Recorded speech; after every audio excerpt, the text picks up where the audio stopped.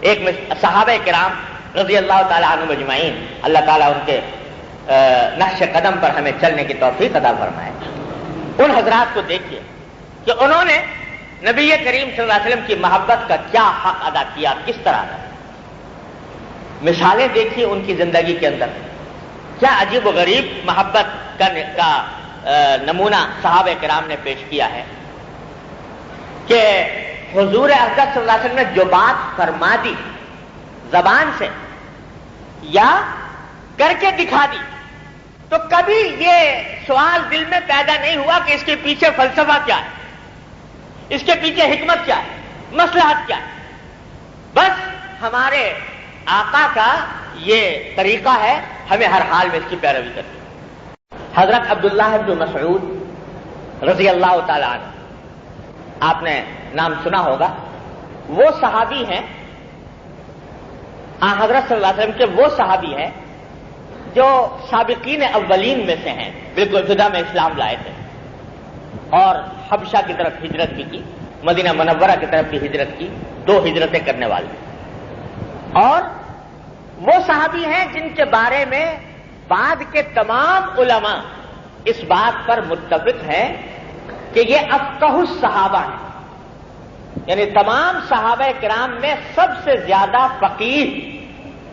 فقہ آپ حضرات جانتے ہوں گے، جو فقہ کے معنی ہوتے ہیں قرآن و سنت سے شرعی احکام کا استنباط اور اجتہاد، جو عقل چاہتا ہے، سمجھ چاہتا ہے، غور و فکر چاہتا ہے، ذہانت چاہتا ہے۔ تو سارے صحابہ کرام میں سب سے بڑے فقیہ کہلاتے ہیں عبداللہ ابن مسعود رضی اللہ تعالیٰ۔ ان کا ایک واقعہ سن لیجیے۔ ایک مرتبہ نبی کریم سرور دو عالم صلی اللہ علیہ وسلم خطبہ دے رہے تھے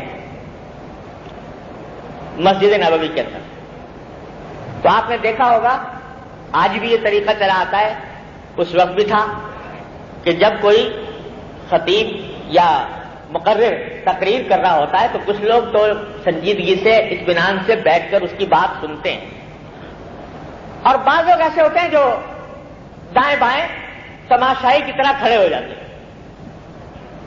حالانکہ اس طرح مقرر کی تقریر کے دوران دائیں بائیں کھڑے ہونا تماشائی کے طریقے پر، یہ مجلس کے ادب کے خلاف ہے۔ بھئی اگر تمہیں بات سننی ہے تو اطمینان سے بیٹھ کر سنو، اور اگر سننا نہیں چاہتے تو جاؤ اپنے کسی کام میں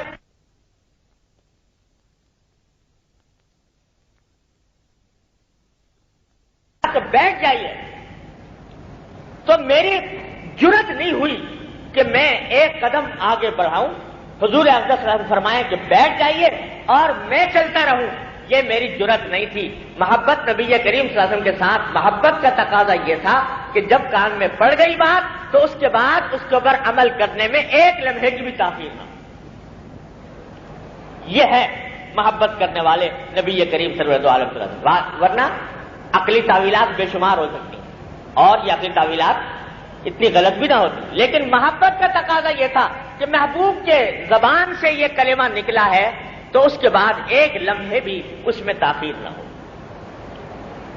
حضرت عثمان ابن عفان رضی اللہ تعالی عنہ، حضرت صلی اللہ علیہ وسلم کے تیسرے خلیفہ، اور یہ بھی سابقین اولین میں سے ہیں، 10 مبشرہ میں سے ہیں۔ آپ نے اگر سیرت کا مطالعہ کیا ہو تو یہ واقعہ آپ نے دیکھا ہوگا کہ صلح حدیبیہ کے موقع پر حضرت صلی اللہ علیہ وسلم نے ان کو مشرکین مکہ کے سرداروں کے ساتھ مذاکرات کے لیے بھیجا تھا کہ یہ جا کر مکہ کے کافروں سے مذاکرات کریں۔ تو جب یہ مکہ مکرمہ گئے تو اپنے ایک چچا زاد بھائی کے گھر میں ٹھہرے، اور صبح کو جب مشرکین مکہ سے مذاکرات کے لیے جانے لگے تو ان کے چچا زاد بھائی نے ایک مشورہ دیا ان کو۔ مشورہ یہ دیا کہ جناب آپ ان مکہ مکرمہ کے بڑے بڑے سرداروں کے ساتھ مذاکرات کے لیے جا رہے ہیں، اور آپ نے جو ازار پہنا ہوا ہے، اس زمانے میں ازار کے معنی ہے تہبند، تو وہ تہبند پہننے کا عام رواج تھا. یہ جو تہبند آپ نے پہنا ہوا ہے ازار، یہ ٹخنوں سے بہت اونچا ہے. اور مکہ کے سرداروں میں، مکہ مکرمہ کے سرداروں میں یہ بات بڑی مشہور ہے کہ جس کا ازار وہ ٹخنوں سے اونچا ہو اس کو وہ حقارت کی نگاہ سے دیکھتے ہیں، اچھا نہیں سمجھتے، عزت نہیں کرتے اس کی. ان کے ہاں تو عزت کا معیار یہ ہے کہ جتنا زمین پہ لٹکا ہوا ہو تہبند، اتنا ہی وہ آدمی زیادہ معزز اور زیادہ مکرم سمجھا جاتا ہے. جاہلیت کے زمانے میں ایک شاعر گزرا ہے. وہ یہ جاہلیت کے جو شعراء ہوتے تھے یہ اپنے مفاخر اور اپنے فضائل اور اپنے بڑائیاں بہت بیان کیا کرتے تھے. تو ایک شعر کے اندر اس نے اپنی بڑائی بیان کی ہے کہ وہ کہتا ہے اپنی بڑائی بیان کرتے ہوئے کہ اذا مصطبحت اربعا خط میزری، جب میں صبح کو شراب کے 4 جام چڑھا کر نکلتا ہوں تو میرا جو ازار ہے وہ زمین پر لکیریں بناتا ہوا جاتا ہے. یعنی اتنا نیچا ازار پہنتا ہوں کہ زمین پر لکیریں بنتی چلی جاتی ہیں. یہ اس کی عزت کی نشانی، یہ اس کے فخر کی بات تھی جو اس نے ذکر کی.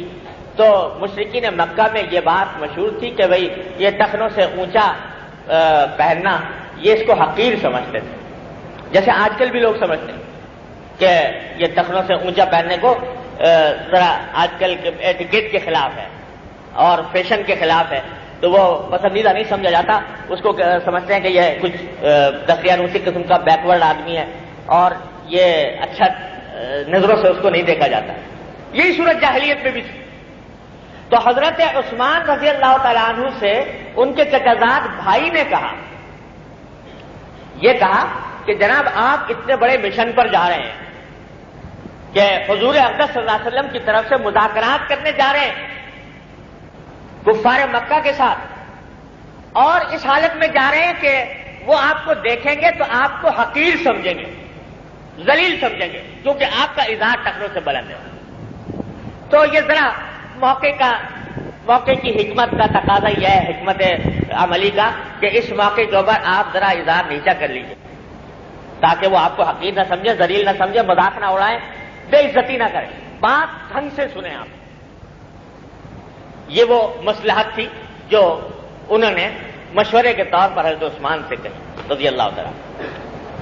لیکن جواب میں حضرت عثمان ابن عفان رضی اللہ تعالیٰ نے فرمایا کہ لا ہاکذا عزرت صاحبنا صلی اللہ علیہ وسلم، میں اپنے ازار کو نیچے نہیں کر سکتا اس واسطے کہ ہمارے آقا محمد مصطفیٰ صلی اللہ علیہ وسلم کی ازار ایسی ہوتی ہے. اب میں ان کے پاس اسی حالت میں جاؤں گا، وہ عزت کرے تو، ذلیل سمجھے تو، حقیر سمجھے تو، مجھے تو رسول اللہ صلی اللہ علیہ وسلم کی سنت کا پاس کرنا ہے، اور یہی میری محبت کا تقاضا ہے، یہ میرے ایمان کا تقاضا ہے، میں نہیں کروں. چنانچہ گئے اور جا کر اسی حالت میں مذاکرات کیے، اسی حالت کے اندر ان سے گفتگو کی. کوئی سمجھتا ہے حقیر تو سمجھا کرے، کوئی مذاق اڑاتا ہے تو اڑایا کرے. ہمارے دل و دماغ میں تو ایک ہی ادا بھا گئی ہے اور وہ ہے محمد الرسول اللہ صلی اللہ علیہ وسلم کی ادا. اور یہ ادا کسی ایک چیز میں نہیں، زندگی کے ہر شعبے میں. اس واسطے ہم تو اس سے ہٹنے والے نہیں. حضرت حذیفہ ابن یمان رضی اللہ تعالیٰ عنہ، کون؟